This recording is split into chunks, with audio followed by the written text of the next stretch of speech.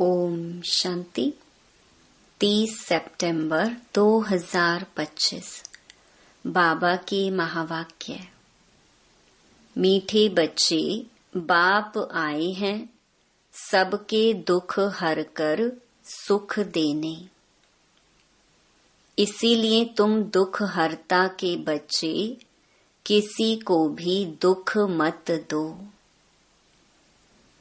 प्रश्न, ऊंच पद पाने वाले बच्चों की मुख्य निशानी क्या होगी?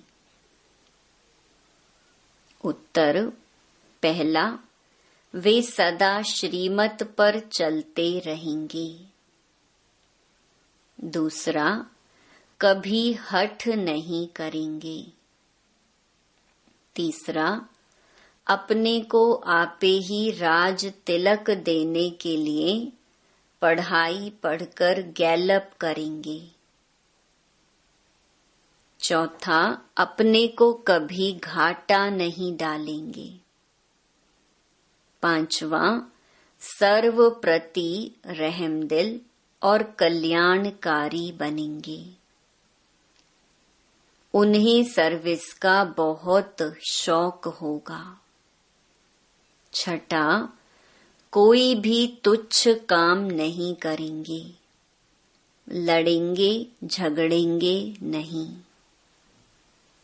गीत, तूने रात गंवाई सोए के। ओम शांति। रूहानी बच्चे रूहानी बाप के सामने बैठे हैं।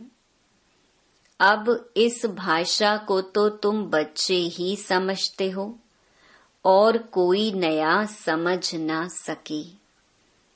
हे रूहानी बच्चे, ऐसे कभी कोई कह ना सके, कहने आएगा ही नहीं। तुम जानते हो हम रूहानी बाप के सामने बैठे हैं। जिस बाप को यथार्थ रीति कोई भी जानते नहीं। भल अपने को भाई भाई भी समझते हैं। हम सब आत्माएं हैं। बाप एक है परंतु यथार्थ रीति नहीं जानते। जब तक सम्मुख आकर समझे नहीं तब तक समझे भी कैसे? तुम भी जब सम्मुख आते हो तब समझते हो। तुम हो ब्राह्मण ब्राह्मणियां। तुम्हारा सरनेम ही है ब्रह्मा वंशी ब्रह्मा कुमार कुमारियां। शिव की तो सब आत्माएं हैं। तुमको शिव कुमार व शिव कुमारी नहीं कहेंगे। यह अक्षर रॉन्ग हो जाता। कुमार हो तो कुमारी भी हो। शिव की सब आत्माएं हैं। कुमार कुमारी तब कहा जाता जब मनुष्य के बच्चे बनते हैं। शिव के बच्चे तो निराकारी आत्माएं हैं ही। मूल वतन में सब आत्माएं ही रहती हैं, जिनको सालीग्राम कहा जाता है। यहाँ आते हैं तो फिर कुमार और कुमारियां बनते हैं जिस्मानी। वास्तव में तुम हो कुमार शिव बाबा के बच्चे। कुमारियां और कुमार तब बनते जब शरीर में आते हो। तुम बीके हो इसीलिए भाई बहन कहलाते हो। अभी इस समय तुमको नॉलेज मिली है। तुम जानते हो बाबा हमको पावन बनाकर ले जाएंगे। आत्मा जितना बाप को याद करेगी तो पवित्र बन जाएगी। आत्माएं ब्रह्मा मुख से यह नॉलेज पढ़ती हैं। चित्रों में भी बाप की नॉलेज क्लियर है। शिव बाबा ही हमको पढ़ाते हैं। न श्री कृष्ण पढ़ा सकते, न श्री कृष्ण द्वारा बाप पढ़ा सकते हैं। श्री कृष्ण तो वैकुंठ का प्रिंस है। यह भी तुम बच्चों को समझाना है।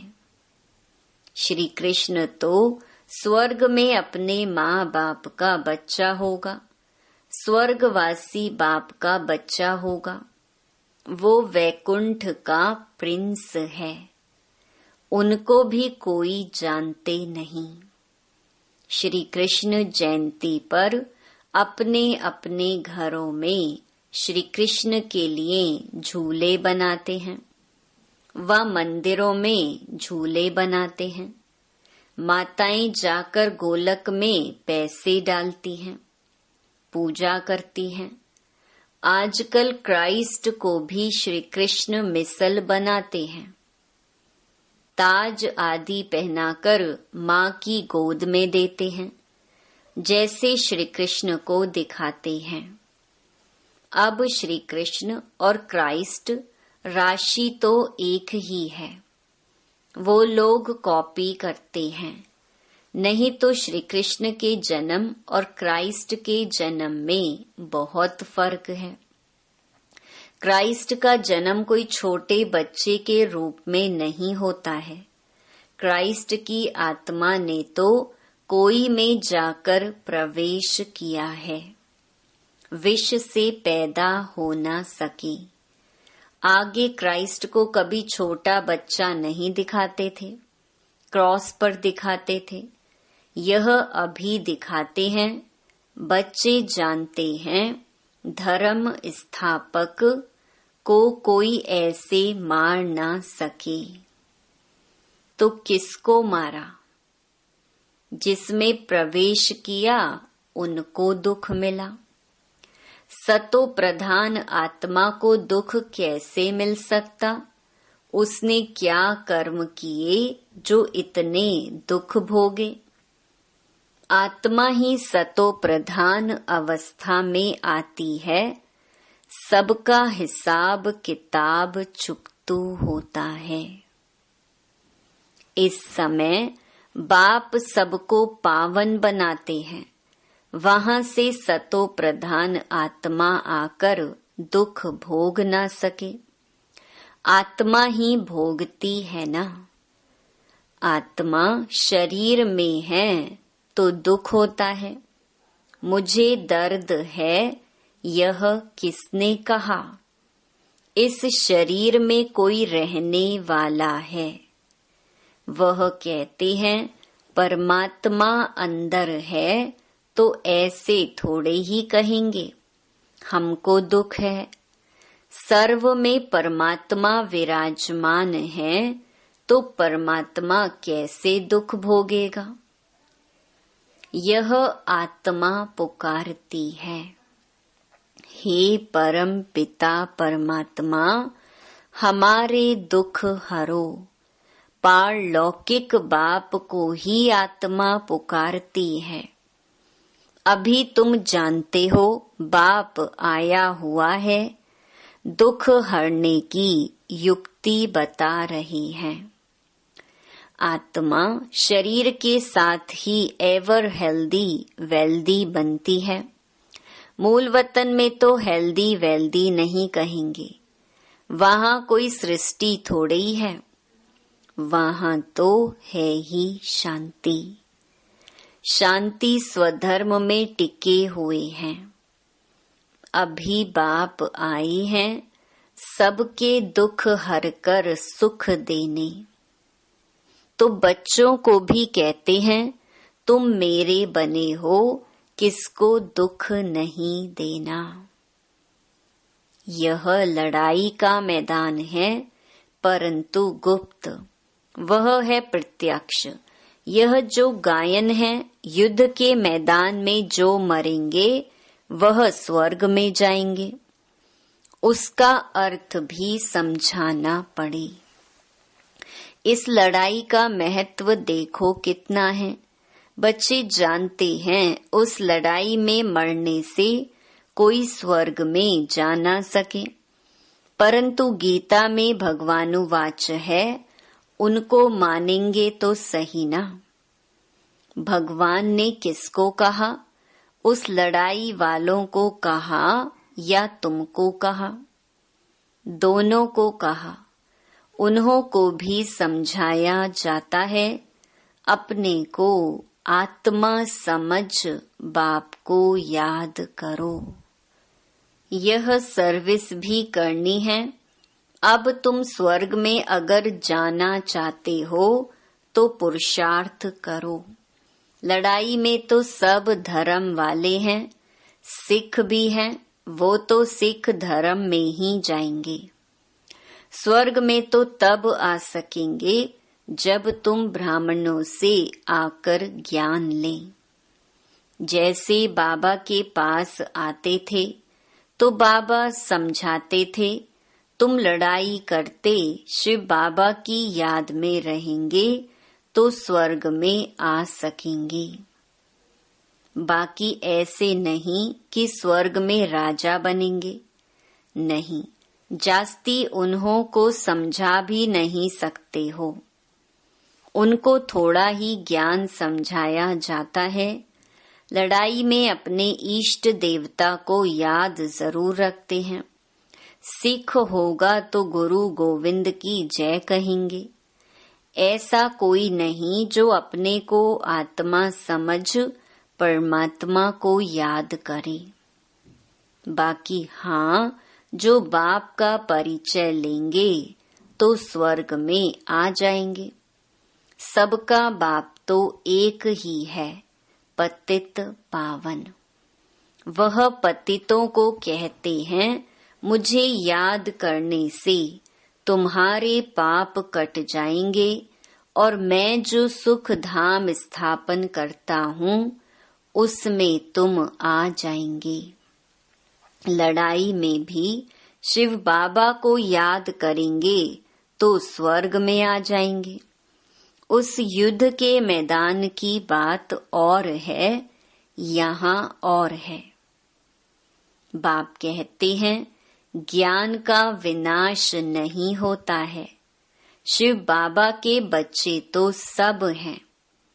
अब शिव बाबा कहते हैं, माँ मेकम याद करने से तुम मेरे पास आ जाएंगे मुक्ति धाम। फिर जो ज्ञान सिखाया जाता है वह पढ़ेंगे तो स्वर्ग की राजाई मिल जाएगी। कितना सहज है। स्वर्ग में जाने का रास्ता सेकंड में मिल जाता है। हम आत्मा बाप को याद करती हैं। लड़ाई के मैदान में तो खुशी से जाना है। कर्म तो करना ही है। देश के बचाव के लिए सब कुछ करना पड़ता है। वहाँ तो है ही एक धर्म, मतभेद की कोई बात नहीं। यहाँ कितना मतभेद है। पानी पर, जमीन पर झगड़ा। पानी बंद कर देते हैं तो पत्थर मारने लग पड़ते हैं। एक दो को अनाज नहीं देते तो झगड़ा हो जाता है। तुम बच्चे जानते हो हम अपना स्वराज्य स्थापन कर रहे हैं। पढ़ाई से राज्य पाते हैं। नई दुनिया जरूर स्थापन होनी है। नोंद है तो कितनी खुशी होनी चाहिए। कोई भी चीज में लड़ने झगड़ने की कोई बात नहीं। रहना भी बहुत साधारण है। बाबा ने समझाया है, तुम ससुर घर जाते हो इसीलिए अब वनवा में हो। सभी आत्माएं जाएंगी, शरीर थोड़े ही जाएंगे। शरीर का अभिमान भी छोड़ देना है। हम आत्मा हैं। 84 जन्म अब पूरे हुए हैं। जो भी भारतवासी हो, बोलो भारत स्वर्ग था, अब तो कलयुग है। कलयुग में अनेक धर्म हैं। सतयुग में एक ही धर्म था। भारत फिर से स्वर्ग बनना है। समझते भी हैं भगवान आया हुआ है। आगे चल भविष्यवाणी भी करते रहेंगे। वायुमंडल देखेंगे ना, तो बाप बच्चों को समझाते हैं, बाप तो सभी का है ना। सबका हक है। बाप कहते हैं मैं आया हूँ और सबको कहता हूँ माँ मेकम याद करो तो तुम्हारे विकर्म विनाश होंगे। अभी तो मनुष्य समझते हैं कभी भी लड़ाई हो सकती है, यह तो कल भी हो सकती है।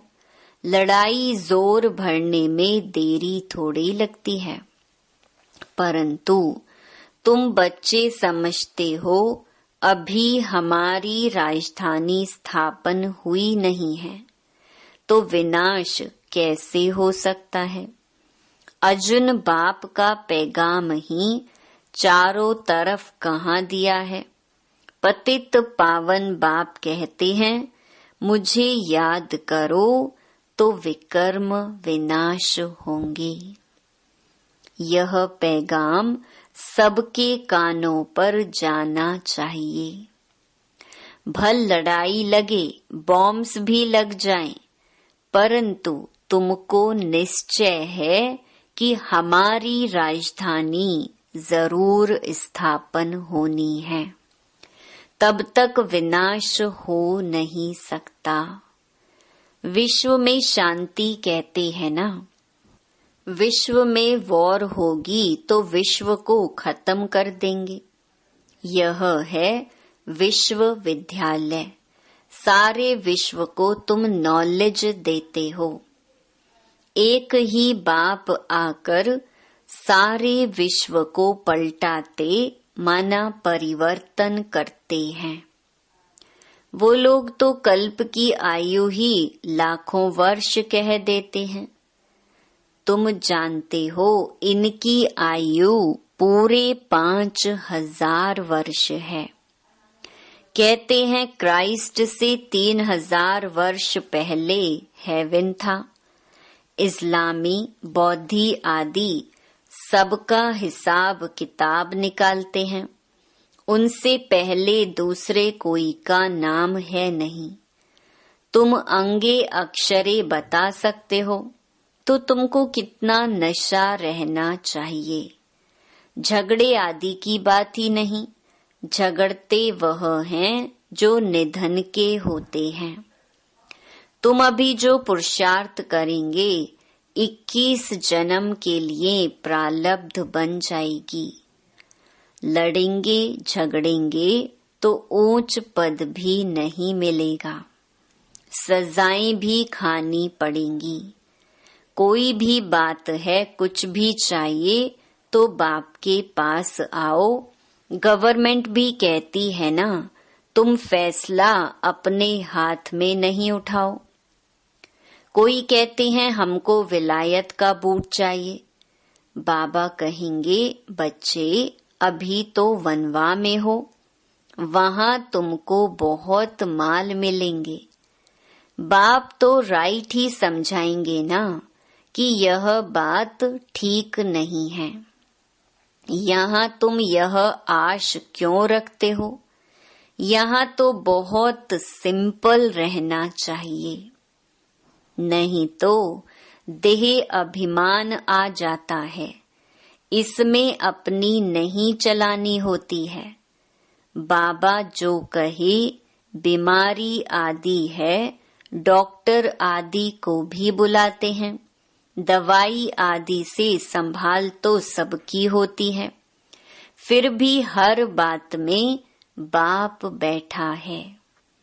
श्रीमत तो श्रीमत है ना, निश्चय में विजय है। वो तो सब कुछ समझते हैं ना। बाप की राय पर चलने में ही कल्याण है, अपना भी कल्याण करना है।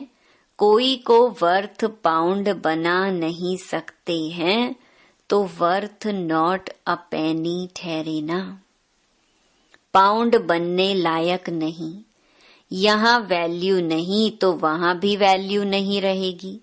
सर्विसेबल बच्चों को सर्विस का कितना शौक रहता है, चक्कर लगाते रहते हैं। सर्विस नहीं करते तो उनको रहम दिल, कल्याणकारी कुछ भी नहीं कहेंगे। बाबा को याद नहीं करते तो तुच्छ काम करते रहेंगे, पद भी तुच्छ पाएंगे। ऐसे नहीं, हमारा तो शिव बाबा से योग है, यह तो है ही बीके।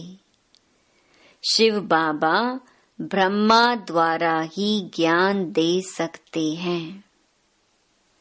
सिर्फ शिव बाबा को याद करेंगे तो मुरली कैसे सुनेंगे? फिर नतीजा क्या होगा? पढ़ेंगे नहीं तो पद क्या पाएंगे? यह भी जानते हैं सबकी तकदीर ऊंच नहीं बनती है। वहां भी तो नंबरवार पद होंगे।